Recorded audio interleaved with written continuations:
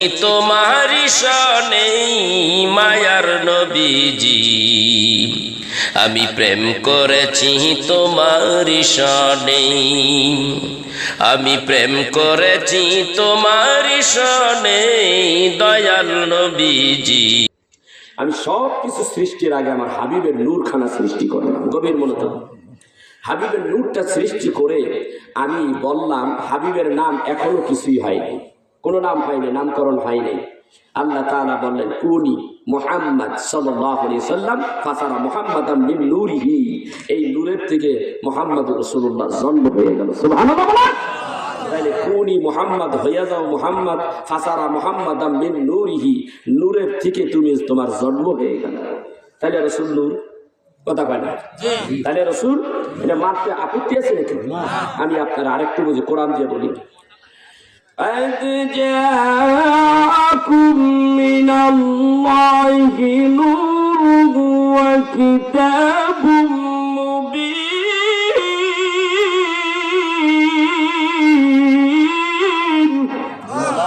আল্লাহ কয় قد جاءكم من الله نور وكتاب, এই তো তোমাদের দিলাম কিতাব, দিলাম নূর দিলাম। কিতাব হলো কোরআনুল কারীম, আর নূর হলো ইন্নাল মুহাম্মদ, ইন্নাল নূর মুহাম্মদ সাল্লাল্লাহু আলাইহি সাল্লাম, ইন্নাল মুরাদ মুহাম্মদ সাল্লাল্লাহু আলাইহি সাল্লাম। তাফসীরে জালালাইন, তাফসীরে খাযিন, তাফসীরে কবির, তাফসীরে রুহুল মাআনি, তাফসীরে রুহুল বায়ান, এরকম 18টা তাফসীরের মধ্যে আসছে। যার উপর আমি একটা বই লিখছি, মিলাদে হাবিবুল্লাহ। এই নূর দিয়া শুধু একটা কথাই বুঝাইছে, ইন্নাল মুরাদ মুহাম্মাদুর রাসূলুল্লাহ সাল্লাল্লাহু আলাইহি সাল্লাম। এই নূরের মুরাদ, এই নূরের ইঙ্গিত দিয়ে দিয়েছে মুহাম্মদ সাল্লাল্লাহু আলাইহি সাল্লাম। সুবহানাল্লাহ বলেন না? এখন আরেক জায়গায় কি হয়েছে, রাসূল এখানে নূর বললেন, আরেক জায়গায় বলেন ইয়া আইয়ুহান নাবিয়্যু ইন্না أرسلناك شاهدا ومبشرا ونذيرا وداعيا إلى الله بإذنه وسراجا منيرا وسراجا منيرا سراجا منيرا سراجا منيرا سراجا শব্দের অর্থ প্রদীপ। প্রদীপ লোগাতের কিতাব খুলে দেখুন, আলেম ওলামা থাকলে দেখবেন, আরবি ডিকশনারি খোলেন, লেখা সেরাজাম মুনির। মুনির শব্দের অর্থ কি? আলো। এবং সেরাজাম মুনির, সেরাজাম মানে প্রদীপ। চেরাক, চেরাক বলা হয়। রাসূলকে চেরাক কেন বলা হলো একটু খেয়াল করেন, গভীর মনোযোগ। এটা এমন একটা পয়গাম্বার আমরা পেয়েছি, পৃথিবীর কোনো নবী বা কোনো নবীর উম্মতেরা পায়নি। আমরা কত বড় ভাগ্যবান, এমন একটা নবী পেয়েছি যিনি হলেন চেরাক। যিনি কি? চেরাক। কথা বলেন, যিনি কি? চেরাক। চেরাক কেন রাখা হলো?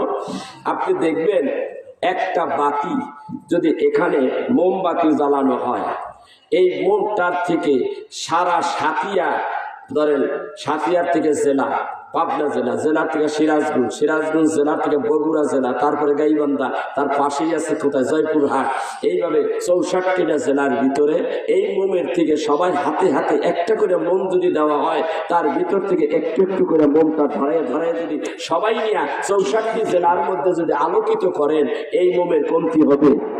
কথা কয় না? কথা বুঝতেছে না? আর এই কাম থেকে সারা 64টা জেলা আলোকিত করা যাবে কিনা? এই জন্য মুহাম্মদ সাল্লাল্লাহু আলাইহি সাল্লামকে সেরাক বলা হয়েছে। সেরাক এটা হলো দ্বীনের ইলম, এটা এমন একটা ইলম যত নিবি তত ওইটা বাইরে যাবে, কমবো না, তোরা আলোকিত হয়ে যাবে। এখান থেকে চেরাক, এই চেরাক থেকে নূর নাও, এই চেরাক থেকে আলো নাও, আলো নিয়ে নিজে রঙিন হয়ে যাও, আলোতে আলোকিত হয়ে যাও। তোমরা ওহির গ্রামে, ওহির জ্ঞানে তোমরা আলোকিত হয়ে যাও, জীবন উজ্জ্বল করো। কিন্তু এখানে কমবে না, এই জন্য চেরাক বলা হয়েছে। কথা বুঝে আসছে? এবার আসেন, এই আল্লাহ রাব্বুল আলামিন ডাকটা বলেন, আমি আমার বন্ধুর নূরখানা 4টা ভাগ করলাম। কয়টা ভাগ? 4 ভাগ করলাম। আমি বললাম আউয়ালু মা খালাকাল্লাহু নূরি ওয়া খালাকা কুল্লা শাইইন মিন নূর। আল্লাহ পাক বলেন সর্বপ্রথম আমার নবীজির নূর মোবারক সৃষ্টি করলেন এবং তা থেকেই সমস্ত কুল কায়নাত সৃষ্টি করলেন। দাইলামি শরীফের হাদিস মাদারিজুন নবুওয়াত কিতাবের মধ্যে আসে, নাশরুত তিব কিতাবের মধ্যে আসে, আল ইনসানুল কাবিল কিতাবের মধ্যেও একই ঘটনা আসে। আল্লাহ রাব্বুল আলামিন নবীজির নূর মোবারক সৃষ্টি করে তা হতে কিছু নূর নিয়ে তা চার ভাগ করলেন। একটা নূর আলাদা রেখে, রাসূলের নূরটা আলাদা রেখে ওই নূরটার থেকে চারটা ভাগ করলেন। এক ভাগ প্রথম ভাগ দিয়ে কলম বানাইলেন, দ্বিতীয় ভাগ দ্বারা লাউহে মাহফুজ বানাইলেন, তৃতীয় ভাগ দ্বারা আরশে মুআল্লা বানাইলেন, চতুর্থ ভাগটার আবার চারটা ভাগ করলেন। গভীর মনোযোগ। আবার চার ভাগ করলেন, তার এক ভাগ দিয়া আরশ বহনকারী ফেরেশতা বানাইলেন, দ্বিতীয় ভাগ দিয়া কুরসি বানাইলেন, তৃতীয় ভাগ দিয়ে অন্যান্য ফেরেশতা বানাইলেন, চতুর্থ ভাগ আবার চার ভাগ করলেন। প্রথম ভাগ দ্বারা আসমান বানাইলেন, দ্বিতীয় ভাগ দ্বারা জমিন বানাইলেন, তৃতীয় ভাগ দ্বারা বেহেশত ও দোজখ বানাইলেন, চতুর্থ ভাগকে আবার চার ভাগ করলেন। প্রথম ভাগ দিয়া মুমিন বান্দাদের চোখের জ্যোতি বানাইলেন, দ্বিতীয় ভাগ দিয়া মুমিন বান্দার কলবের জ্যোতি বানাইলেন, তৃতীয় ভাগ দিয়া তাওহীদ একত্ববাদের নূর। আপনি যে কইছেন আমার আল্লাহ, আল্লাহর কোন শরীক নাই, লা শারিক, এর একটা নূর আছে। এই নূর আল্লাহ সৃষ্টি করলেন। এইভাবে নূরে মুহাম্মাদিকে 64টা ভাগ করলেন। ভাগ করিয়া আল্লাহ তাআলা তামাম দুনিয়াটারে সাজাইলেন নূর দিয়া। সুবহানাল্লাহ। আপনার ভিতরে নূর আছে দুই জায়গায়। কার নূর? রাসূলের নূর। আপনার আমার ভিতরে দুই জায়গায় আছে। কয় জায়গায়? কোন কোন জায়গায়? চোখের মধ্যে। এই চোখটার মধ্যে একটা চাপ দেন, চাপ দিলে দেখবে চোখের ভিতরে কেমন জানি একটা আলোর মতো কেমন জানি আসে, আসে না নাই? এটার ভিতরে যে ফোকাস আলো, এই আলোটা রাসূলের নূর। নূর না থাকলে নূরের জন্ম হয় না। এই চোখ দিয়ে আপনি কিছুই দেখতে পারতেন না। এই জন্য তাফসীরে জালালাইন শরীফের মধ্যে আছে, যেই নূরের মালিক, ওই তোমার এই চোখের নূরের মালিক যিনি, তার নাম মোবারক উচ্চারণ করলে কি বলবা? কুররাতু সাইয়্যিদি হাবিবি কুররাতু আইনি বিকা ইয়া রাসূলুল্লাহ সাল্লাল্লাহু আলাইহি ওয়াসাল্লাম। চুমা দিয়ে চোখে লাগাইয়া, তাইলে তোমার এই চোখের জ্যোতি বাইরে যাবে। সুবহানাল্লাহ বলবেন না? আসলে তথ্যটা বুঝতে হবে, নূরে আহম্মদী, নূরে মুহাম্মাদির তথ্য বুঝতে হবে।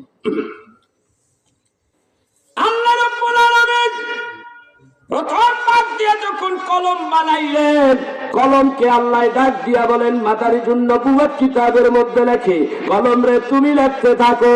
কলম ডাক দেখো আল্লাহ রে আমি কি লিখবো? আল্লাহ ডাক দেখো কলম রে তুমি লেখো 12 অক্ষরের নামের জিকির করো। আল্লাহ 12 অক্ষর কি লিখবো? কয় লা ইলাহা ইল্লাল্লাহ, লা ইলাহা ইল্লাল্লাহ, লা ইলাহা ইল্লাল্লাহ। এইভাবে লিখতে থাকো। লা ইলাহা ইল্লাল্লাহর জিকির শুরু হয়ে গেল। এইভাবে জিকির করতে করতে আল্লাহ ডাক দেখো কলম রে লেখা থামাও, থেমে যাও। কলম থেমে গেলেন, স্টপ হয়ে গেলেন।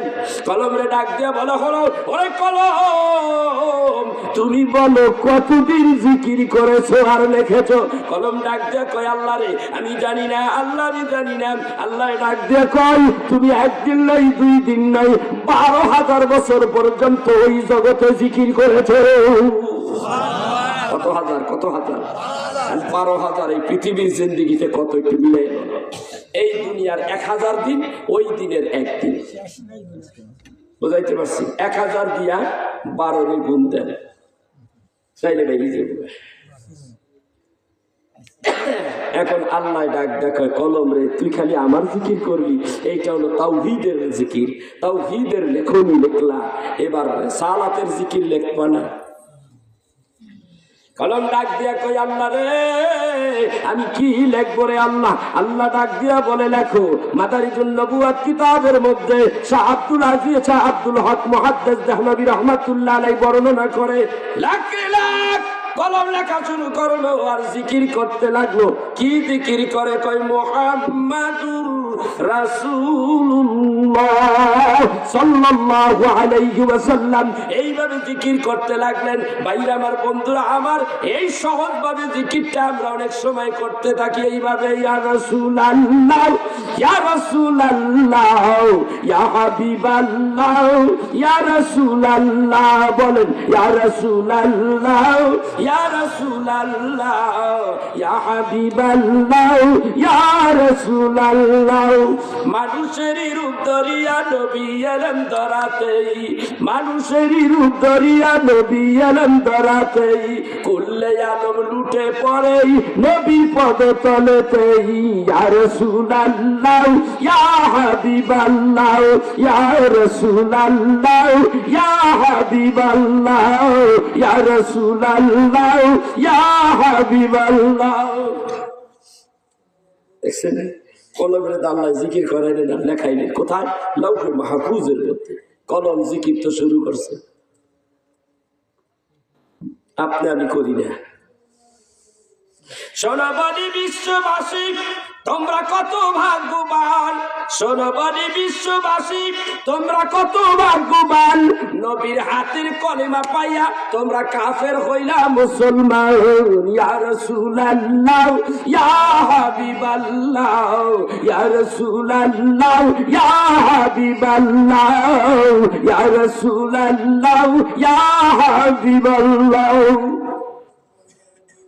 কলম রেখে কলম থাম, আর বসতে কলম স্টপ, থেমে গেলে কলমে জিজ্ঞাসা করেন কলম তুমি বলো তাও কইদের জিকির করলাম 12,000 বছর।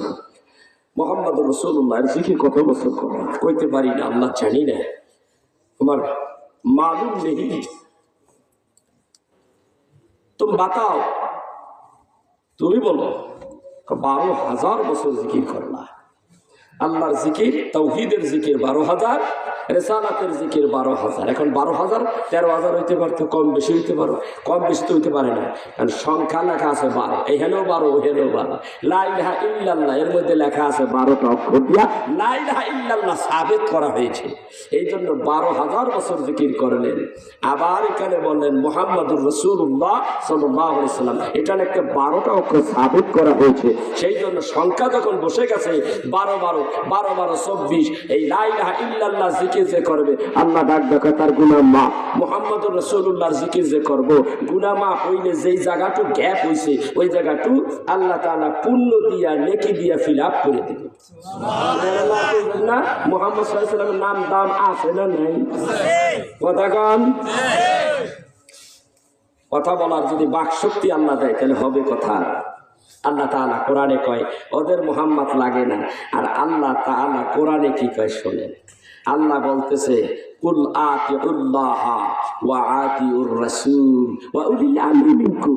আল্লাহ ডাক দেখো শুধু আমার উপর ঈমান আনলে তোমরা ঈমানদার হতে পারবে না, তাহলে কি করতে হবে? কুল আতিউল্লাহ, আমার উপরে ঈমান আনো, আমাকে মানো, আমার কথা মানো বিনা এতাতে বিনা সন্দেহে, ওয়া আতিউর রাসূল, আমার হাবিবকে মানো, হাবিবের কথা মানো। এইবার আল্লাহ আল্লাহর রাসূলকে মানতে এই দুইজনকে বুঝতে জানতে শিখতে ওয়া উলিল আমরি মিন, ওয়া উলিল আমরি মিন আল্লাহর ওলিদের কাছে যাও। আমার কথা না, কার কথা? আল্লাহর কথা। আল্লাহ তাআলা ডাকতে বলেন আমাকে মানলেই শুধু ঈমানদার হতে পারবা এমনটি নয়। আল্লাহ বলেন ইল্লা বালাগাম মিনাল্লাহি ওয়া রিসালাতিহিম ওয়া মাইয়াসিল্লাহা ওয়া রাসূলাহু ফাইন্না লাহু নারা জাহান্নামা খালিদিনা ফিহা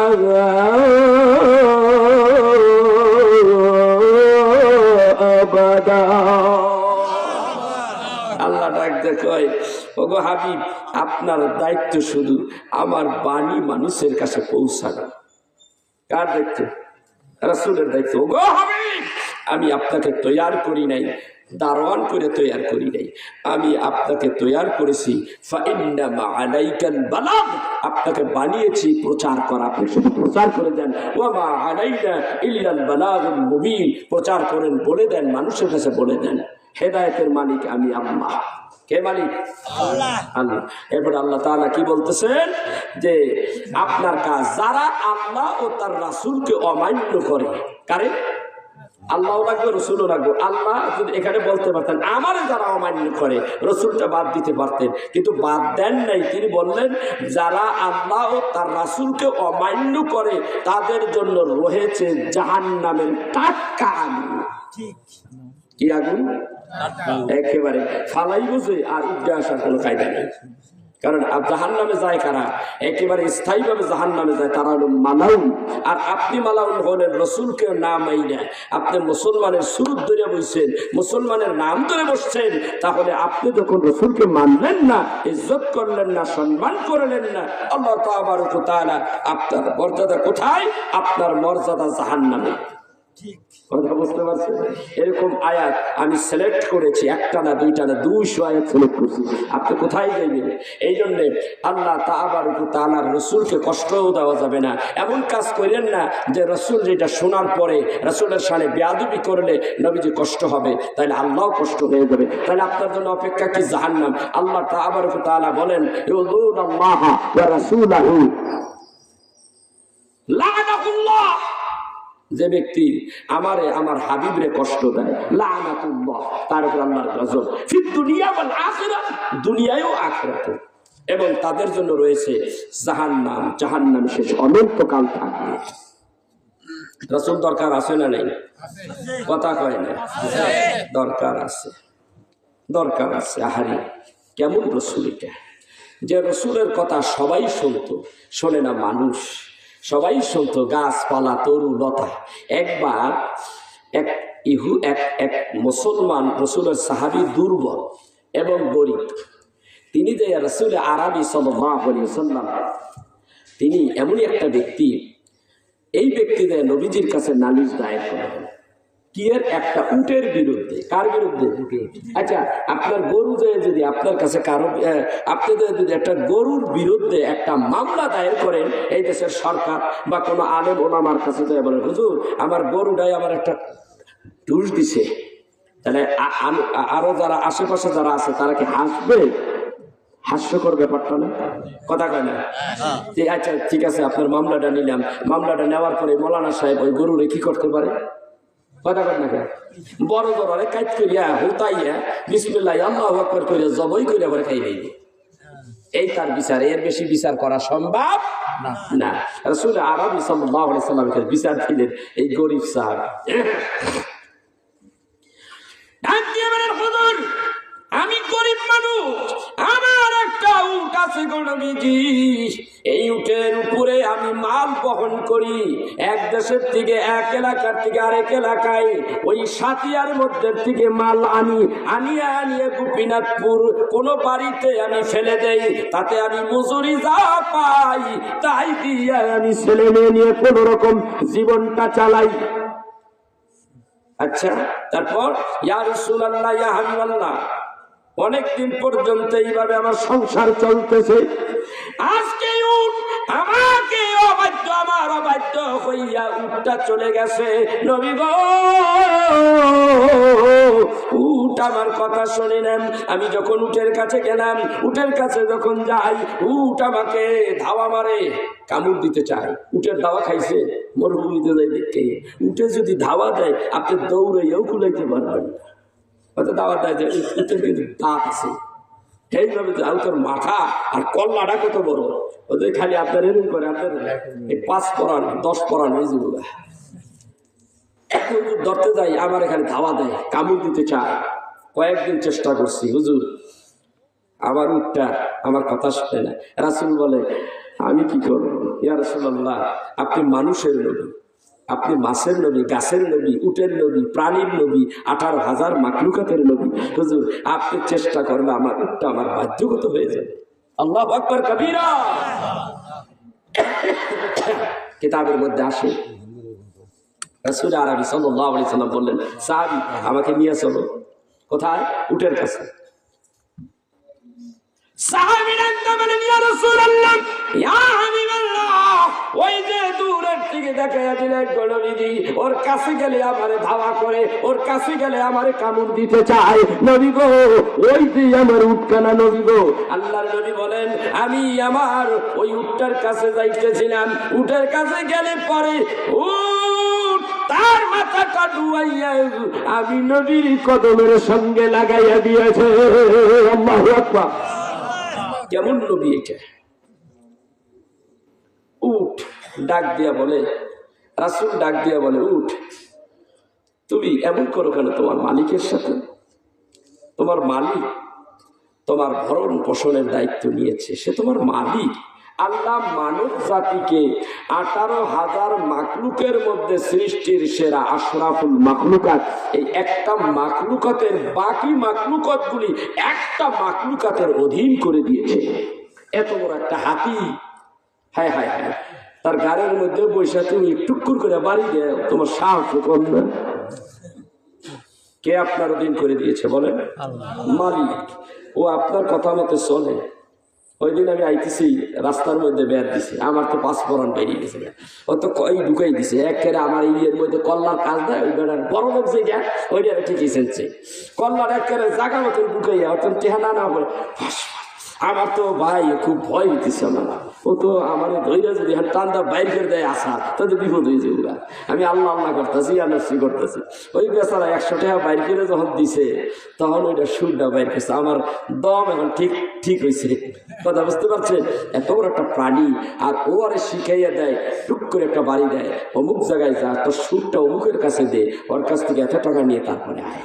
আল্লাহ রাব্বুল আলামিন ব্যবস্থা করেছে মানব জাতির জন্য, সবকিছু মানুষের অধীন করে দিয়েছে, এমনকি সাপ, এমনকি বাঘ। যে বাঘের সামনে মানুষ পড়লে মানুষ কার মধ্যে খায়, কলিজাটা বের করে খায়, অথচ সেই বাঘ মানুষেরা লালন পালন করে শিকারি করে ফেলায়। ঠিক না ঠিক? সাপ খেলা দেখায়, সাপটাকে সাপ ছবল দিলে মানুষ মারা যায়, অথচ ওই সাপটাকে আল্লাহ রাব্বুল আলামিন মানুষের অধীন করে দিয়েছে। ঠিক না ঠিক? এখন এই উট ডাক দিয়া বলে, তোমার এই মালিকের কথা শোনো না কেন? আল্লাহ হুকুমে জবান খুলিয়ে যায় উঠে, উট ডাক দিয়া বলে, ইয়া রাসূলুল্লাহ আসসালাতু ওয়াসসালামু আলাইকা, ইয়া রাসূলুল্লাহ আসসালাতু ওয়াসসালামু আলাইকা, ইয়া হাবিবাল্লাহ আসসালাতু ওয়াসসালামু আলাইকা, ইয়া শাফিয়াল মাজনবিন আসসালাতু ওয়াসসালামু আলাইকা, ইয়া রাহমাতাল লিল আলামিন। নবী গো, আপনি আমার যে প্রশ্ন করেছেন তার জবাব দেওয়ার জন্য আল্লাহ আমার জবান খুলে দিয়েছে।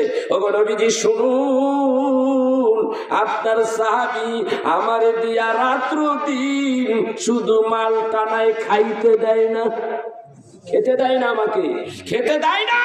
সেই জন্য তার 1 দিন 2 দিন 3 দিন কতক্ষণ মাঝে মালের বোঝা টানা যায়। মালের বোঝা টানলে মানুষের যে কোনো প্রাণীর অস্বাভাবিক ক্ষুধার যন্ত্রণা বেড়ে যায়। আমার তাই এত মাল বহন করায়, কিন্তু আমার খাইতে দেয় না। দুপুরে তো থামাই আমার একটু খাবার দিতে পারে, তাও তো দেয় না। নবী গো, আপনার সাহাবী অবাধ্য এমনি এমনি হই নাই, পেট কারো কথা শোনে না, পেটে আগুন জ্বলে দাউ দাউ করে 3 দিন 4 দিন না খেয়ে রয়েছি। এরপরে আমি তার অবাধ্য হয়ে আজকে এই পাহাড়ের মরুভূমির মধ্যে খাবার তালাশ করতেছি। ঠিক আছে, তোমারটা আমি দেখতেছি। সাহাবীকে ডাক দিলেন, নাম ধরে, এদের আসো। আসলো, তুমি একে খেতে দাও না, আমার কাছে নালিশ দিতে গেছো, তোমার কাছে নালিশ দিয়েছে, এখন কি বিচার হবে তোমার? মাথাটা নিচের দিকে দিয়ে সে বসে আছে, দাঁড়িয়ে আছে। নবী গো, আমার অন্যায় হয়ে গেছে, আমি বুঝতে পারি নাই।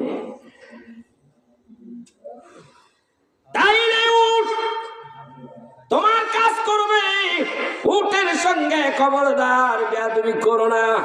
আমি উটকে বলে দিচ্ছি, উট যেন তোমার অবাধ্য না হয়, ঠিক মতো খাবার দিয়ে দিও। একটা রশি আনো, রশি আনা করো, তার গলার মধ্যে একটা রশি দিয়ে বেঁধে ওই মাথাটা দরিয়া উটের মালিকের হাতে দিয়ে দিলেন। যাও যাও, উট তার বাধ্যগত থাকিও। আমার ভাইরা, আমার বন্ধুরা, এইটা কেমন নবী গো, যেই নবীর কথা একটা উটেও শোনে। ঠিক না? চেনে না মানুষ, চেনে নাকি? চেনে না মানুষ। মানুষ রসুলকে সম্মান দেয় না, কিন্তু পশু পাখি, জঙ্গল আর পশু পাখিরা নবীজিকে সম্মান করে কি করে না? কথা কন, আমরা করি না।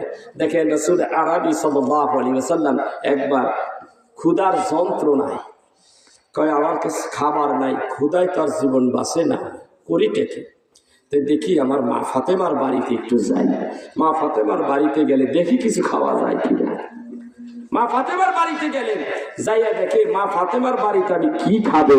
আমার নানা ভাই দুইটাই কাঁদতেছে, জবাই করা মুরগির মতো গড়াইতেছে, মা খাবার দাও, খানা দাও, খানা দাও।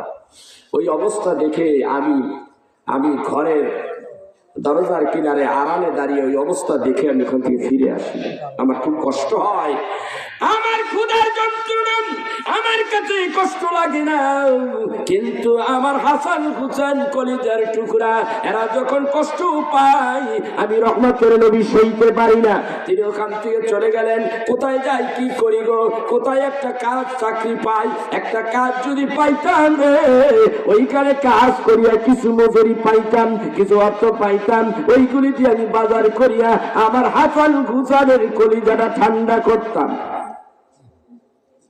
এই চিন্তা করিয়া তিনি বের হয়ে গেলেন কোথায় কাজ পাওয়া যাবে।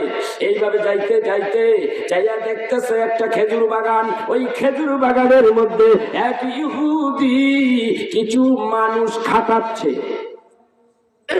ওই অবস্থায় যাইয়া রাসূল আরবি সাল্লাল্লাহু আলাইহি ওয়াসাল্লাম ওই ইহুদির কাছে যাইয়া বলে, বাবারে আমার একটা কাজ দিবানি? বলে, কি কাজ পারবা? তোমাকে দেখতে তো অনেক সুন্দর, রাজপুত্রের মতো দেখা যায়, এত কষ্টের কাজ কি তুমি করতে পারবা? দেন একটা কাজ, আমার কাজের খুবই প্রয়োজন। বলে, একটা কাজ খালি আছে, তোমার কাজ হলো আমার এই পুকুরের, আমার এই কূপের ভিতর থেকে বালতি দিয়া, বালতির সঙ্গে রশি বাঁধবা, রশি বেঁধিয়া একেবারে নিচের থেকে পানি তুলবা। যদি একবার তুলতে পারো আমি তোমাকে 2টা করে খেজুর দিব। কয়টা দিব? 2টা খেজুর খালি কি হয়? আমার প্রচন্ড ক্ষুধা লাগছে। মনে করেন আপনি সকাল 8টার থেকে দুপুর 2টা পর্যন্ত চকে খাটলেন বা মাটি কাটলেন, এই মাটি কাটা অবস্থায় আসলেন বাড়িতে, এখন তো আপনার প্রচুর ক্ষুধা, আপনার পেটের ভিতরে আগুন দাউ দাউ করে জ্বলে। আপনার স্ত্রী যদি কয় 2টা খা, 2টা খাইলে তো আগুন আরো জ্বলবে, তখন স্ত্রীর ধরে উল্টা পিড়ান ধরবে না। তোর সাহস করলে তুই আমার সামনে 2টাই আছো, এখন তো আমার মনে হয় 2টা খায়, দুনিয়াটা খাইয়ে না, কথা কর না, এরকম ব্যাপারটা হয় না? এরকম নবীজি ডাক ডাকা, যা দিবেন তাই। আমার হাসান হুসেন বাঁচতেছে না। আল্লাহু আকবার, আল্লাহু আকবার কাবীরা, আল্লাহু আকবার কাবীরা দিলেন তারে। 3 থেকে 4 বালতি উঠাইলেন পানি। কত কষ্ট করি পেটের মধ্যে নিজে পাথর বেঁধে রুমাল দিয়ে টাইট করে বেঁধে। দেখবেন যদি একটু দুর্বল লাগে পেটের মধ্যে কষা কিছু বাঁধলে দেখবেন একটু শক্তি পাওয়া যায়, ঠিক কিনা? রাসূল আরবি সাল্লাল্লাহু আলাইহি ওয়াসাল্লাম এরকম কাজটা করলেন। করে তিনি বিসমিল্লাহ বলে বালতি ফালাইলেন। 2 থেকে 3টা বালতি পানি তুললেন। 4র্থ নম্বর বালতিটা যখন ফালায়, পানি ভরে যখন টানতেছিল, রশির মাঝখান থেকে ছেড়ে টাপ করে বালতি পড়ে গেছে। কোথায়? কূপের ভিতরে। এই অবস্থা দেখে রাসূল আরবি সাল্লাল্লাহু আলাইহি ওয়াসাল্লাম দাঁড়িয়ে আছে এতিমের মতো। এর মধ্যে ইহুদি দেখতে পেয়েছে পানি তো আর আনতেছেন, এই পানি উঠাইয়া আপনার খেজুর বৃক্ষের গোড়ায় পানি ঢালতে হয়, যেহেতু মরুভূমির এলাকা, পানি খুবই ক্রাইসিস।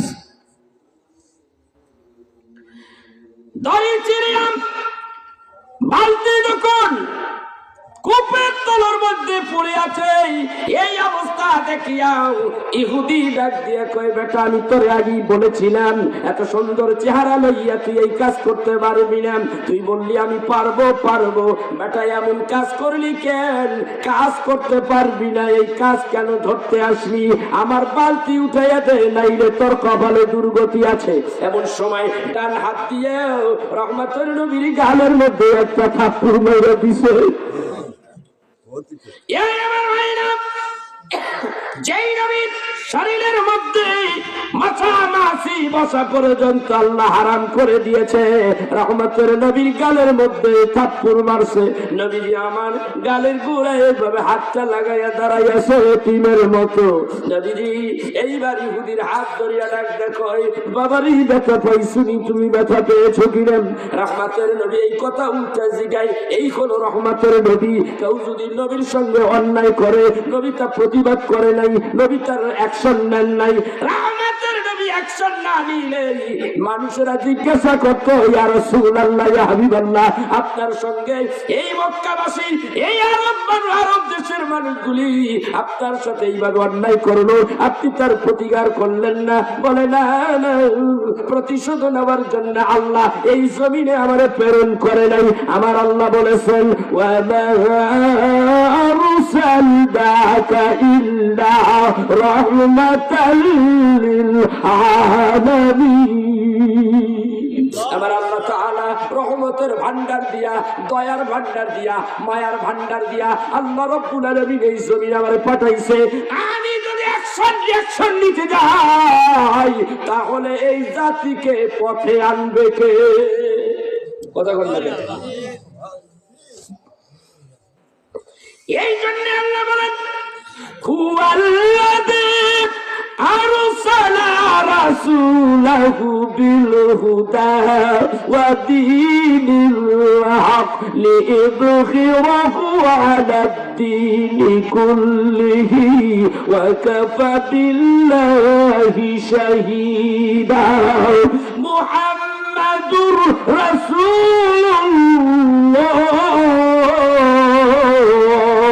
والذين معه أشداء على الكفار। আমি আপনাকে দ্বীনি হকের উপরে প্রতিষ্ঠিত করে এই পৃথিবীতে প্রেরণ করেছি। আপনি দ্বীনকে নিয়ে সামনে এগিয়ে যাবেন। আপনার দ্বীন এই ইসলামকে আমি সারা দুনিয়ার মধ্যে বিজয়ী করেছি। আল্লাহু আকবার কাবীরা। হাবিব এগিয়ে যান।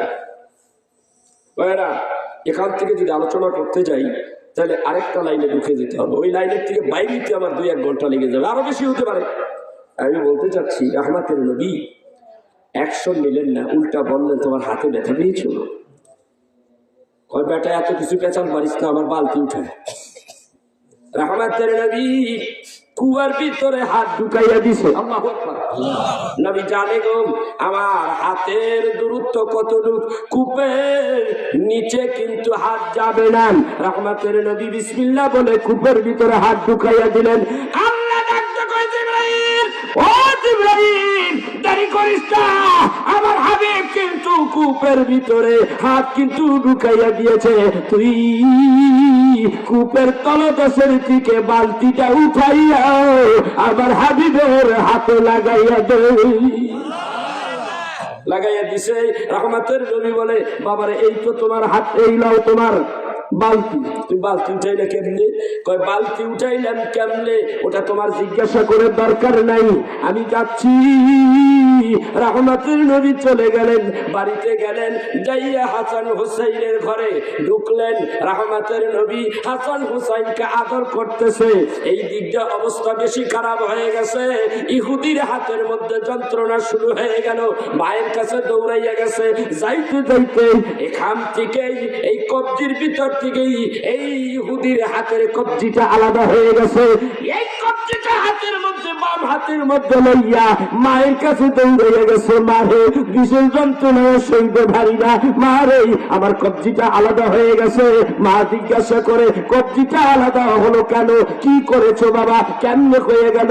ডাক দিয়া বলে এমন একজন ব্যক্তি যারা দেখতে এমন এমন মনে হয়, যার পোশাক আশাক এমন, যার চেহারাটা এমন, এই ব্যক্তি আবার এই খেজুর বাগানে কাজ করতে এসেছিল, তার হাতের থেকে বালতি পড়ে গেছে কূপের তলদেশে। আমি রাত গুসা হইয়া তার গালের মধ্যে কষে একটা থাপ্পড় মেরেছি। ডাক দিয়া বলে যুবক, হে আমার সন্তান, করলি কি রে, করলি কি? তুই সেরুস্তা এই দেখে এই আখিরি পয়গম্বর মুহাম্মদুর রাসূলুল্লাহ সাল্লাল্লাহু আলাইহি ওয়াসাল্লাম জাদু করে আমালাইছো। করছস কি, কি করছো? ছেলেটারে লইয়া মায় দৌড় মারছে। খুঁজতে খুঁজতে মা ফাতেমার বাড়িতে যায়, রাসূলকে পেয়েছে। নবীজির কাছে বলে ইয়া রাসূলুল্লাহ, আমার সন্তান বুঝতে পারে নাই, আপনারা চিনতে পারে নাই। নবী গো, এরকম একটা ঘটনা ঘটে গেলে ইহুদিরা এরকমই কয়, সরি, আই এম সরি, দুঃখিত দুঃখিত। বলেন কথা ঠিক কিনা? তাই ফের জমিনে আমার রাসূল এত মারা মানলো, কেউ তো কোনোদিন বলে নাই আই এম সরি, দুঃখিত কথা বলে নাই। আজকে এই লোক, এই মহিলা এসে দুঃখিত বলে, কারণ কি? ডাক দিয়ে বলেন হুজুর দুঃখিত, আমার সন্তান আপনাকে চিনতে পারে নাই গো নবীজি। নবীজি আমার সন্তান কাঁদতেছে, বিষের যন্ত্রণায় কাঁদতে হচ্ছে গো নবীজি। আমার সন্তানটার আপনি একটু বাঁচাইয়া দেন, একটু মেহেরবানি করেন গো হুজুর, ভুল করে ফেলেছে, মেহেরবানি করে আমার সন্তানটারে মাফ করে দেন। মায়ের কথায় রহমতের নবী মাফ করে দিলেন। আর ডাক দিয়া বলে, কোথায় রে হাতের কবজিটা? আমার হাতে দিয়ে দেয়। রহমতের নবী হাতের কবজিটা ধরিয়া ডান হাতের সঙ্গে লাগাইয়া দিয়া একটুখানি নিজের মুখের লালা দিয়া ব্যান্ডিশ করে দিলেন। কিছুক্ষণের মধ্যে রহমতের নবী ভালো হইয়া গেছে। আল্লাহু আকবার কাবীরা। হইতে পারে না? হইতে পারে না? সহিহ বুখারীর হাদিস। নাস্তুরা পাদ্রী, নাম কি? কথা কয় নাস্তুরা।